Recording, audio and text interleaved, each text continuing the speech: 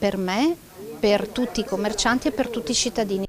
Chiuso per paura, vetrine spente per lei e per tutti i cittadini. Sa di essere diventata un simbolo Margherita Parolin, la commerciante che ha deciso di chiudere il suo negozio da quando il suo aggressore, uno sbandato straniero irregolare spedito al centro di permanenza per i rimpatri di Gradisca di Sonzo, è tornato a gironzolare per il centro storico di Vicenza.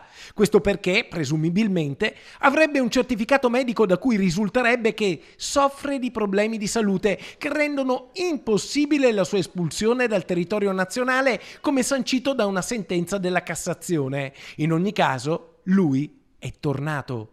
Sì, anche questa mattina ero qui a porte chiuse e il personaggio è passato qui davanti.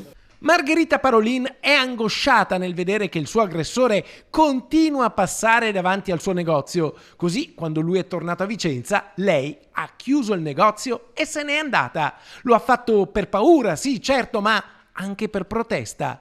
Voglio tenere chiuso per attenzionare al massimo il mio problema, ma che non è solo mio, ma è un problema di tanti piccoli commercianti, magari anche di tante donne commercianti sole, e comunque è un problema per tutta l'Italia. E così oggi la paura di Margherita Parolin è diventata un simbolo e il suo negozio chiuso un emblema per tanti commercianti e cittadini che si sentono schiacciati dalla malavita e dal degrado, troppo spesso collegati a un'immigrazione fuori controllo. Ho dato voce forse a tante persone che avrebbero voluto dire quello che sto dicendo io oggi, cioè l'immigrazione oggi è allo sbando, abbiamo troppi immigrati fuori controllo, abbiamo bisogno di leggi serie e sicure, per questo io mi voglio battere per una legge che vorrei chiamare fuori subito.